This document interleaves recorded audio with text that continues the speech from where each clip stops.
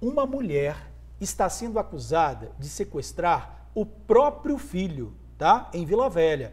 Ela está impedida pela justiça de se aproximar do adolescente por ter espancado o filho há 6 anos. Olha só as imagens. Pois é, mesmo assim, a mulher foi até a escola municipal, se passou por tia do adolescente e levou ele embora.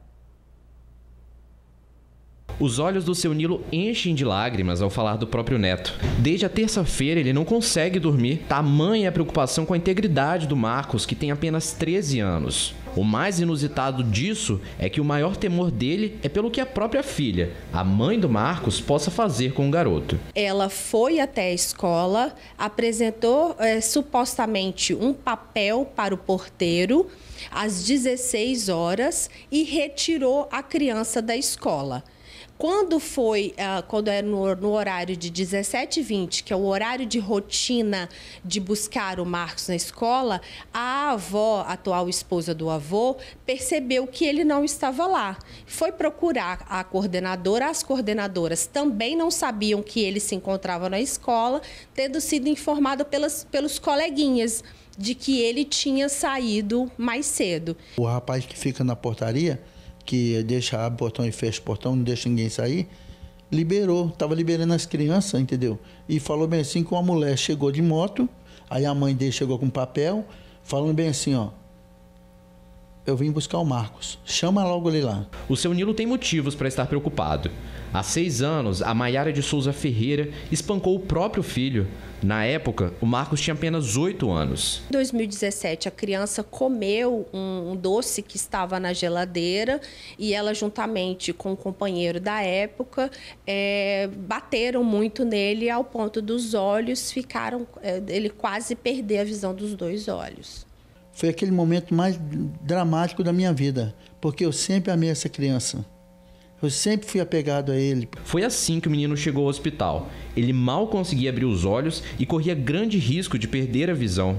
Quando ela foi presa pelo crime de maus tratos a essa criança, foi instaurado um processo de destituição do poder, no qual o avô materno, que é o pai dela, ficou como guardião dessa criança. E aí, quando ela saiu em janeiro de 2022, ela ofereceu ameaças através de outras pessoas para o avô, dizendo que se ele não permitisse que ela se aproximasse da criança, iria matá-lo. Existe uma medida protetiva, né, que em curso no processo, ela não tem autorização na escola, os únicos que têm autorização para buscar o Marcos é a atual esposa do avô e o avô. Sempre falei para ele, por mais que a sua mãe seja o que fez, ela é sua mãe. Eu nunca joguei ele contra a mãe dele, mas sim mostrei para ele o caminho que ele deveria tomar. Sempre tem consciência que a mãe é mãe. Na época, a Maiara contou à polícia que o menino havia sido picado por um marimbondo.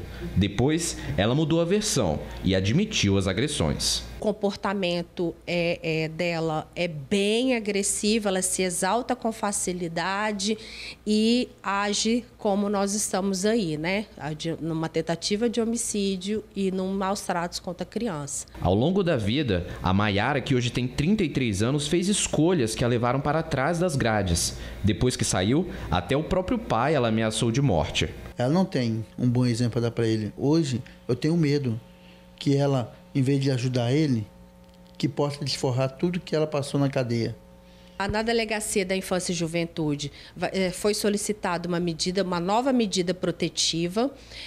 Nós vamos também informar a Vara da Infância e Juventude sobre o fato e também na 4ª Vara Criminal, que foi a vara que ela foi condenada pelo crime de maus tratos. E cometeu agora um outro crime, se passando pela tia para buscar o filho dela na escola. A criança no meio disso tudo, né? É isso que dá pena, a criança fica realmente ali numa situação complicada. Olha só, a Prefeitura de Vila Velha diz que ao fazer a matrícula do adolescente, foi apresentado apenas o termo de guarda do avô paterno e que não havia qualquer documentação ou registro de ordem judicial determinando o afastamento ou impedimento de acesso da mãe dele.